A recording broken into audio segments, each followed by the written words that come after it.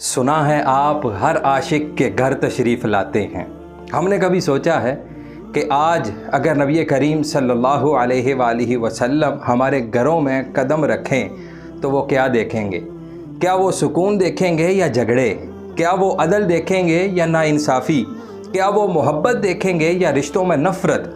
हमारे लिए तो हुजूर सल्लल्लाहु अलैहि वसल्लम की ज़िंदगी में हर जवाब मौजूद है, मगर हमने अपने घरों को उस रोशनी से दूर कर दिया है। हुजूर का घर छोटा था मगर दिल बहुत बड़ा था। हुजूर की चटाई सादा थी मगर बेमिसाल थी। हुजूर का खाना मुख्तसर था मगर बरकत से भरा हुआ था। हज़रत आयशा रज़ी अल्लाह ताला अन्हा फरमाती हैं कि आप सल्लल्लाहु अलैहि वसल्लम घर में हमेशा मुस्कुराते रहते, घर के काम करते, कपड़े सीते, जूता मुरम्मत करते और बीवियों से प्यार भरी मोहब्बत करते थे।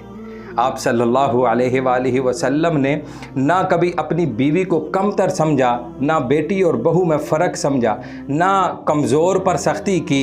ये था हुजूर का घर और सुकून का गहवारा।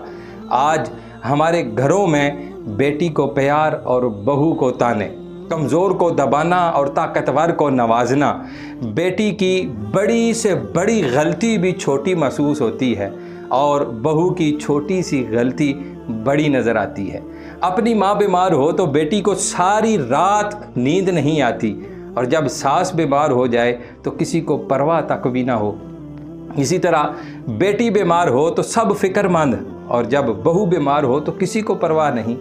ये फ़र्क ख़ानदान में जहर घोल देता है। जहाँ सास को अपनी माँ समझकर खिदमत ना करना या बहू को अपनी बेटी ना समझना, बच्चों के दिल में दूसरे रिश्तेदारों के बारे में नफ़रत पैदा करना, फिर हम कहते हैं कि हमारे घरों में सुकून क्यों नहीं? देखें, सुकून अदल के बग़ैर नहीं आता। सुना है आप हर आशिक के घर तशरीफ़ लाते हैं। काश हम भी अपने घरों को ऐसा बना लें कि जब हुजूर सल्लल्लाहु अलैहि वसल्लम की निगाह पड़े तो वो सुकून, अदल, मोहब्बत से जगमगाते नज़र आए। मदीना की गलियों में एक बूढ़ी औरत सामान लिए जा रही थी तो हुजूर सल्लल्लाहु अलैहि वसल्लम ने देखा तो फ़ौरन सामान उठा लिया। रास्ते भर वो हुजूर सल्लल्लाहु अलैहि वसल्लम को बुरा भला कहती रही। मंज़िल पर पहुंचकर उसने पूछा, बेटा बताओ तो सही, तुम हो कौन? तो हुजूर ने जवाब इरशाद फरमाया, मोहम्मद इब्न अब्दुल्लाह। बूढ़ी औरत कांप गई, बोली, मैं तो तुम्हें बुरा कहती रही और तुमने मेरा सामान उठाया। वाकई तुम अल्लाह के रसूल हो। ये है हुजूर सल्लल्लाहु अलैहि वसल्लम की तालीम कि बुराई का जवाब भी भलाई से देना है। अगर हम भी बहू, दामाद, सास, बहन या बेटी के साथ यही करें तो हमारे घर भी जन्नत का नमूना बन सकते हैं। हम बेटी और बहू में फ़र्क ख़त्म करें। हम कमज़ोर का सहारा बने, ना कि उस पर बोझ डालें। हम घर के हर फ़र्द को इज़्ज़त दें, चाहे वो हमारा अपना हो या पराया हो, या बेटी हो या बहू हो।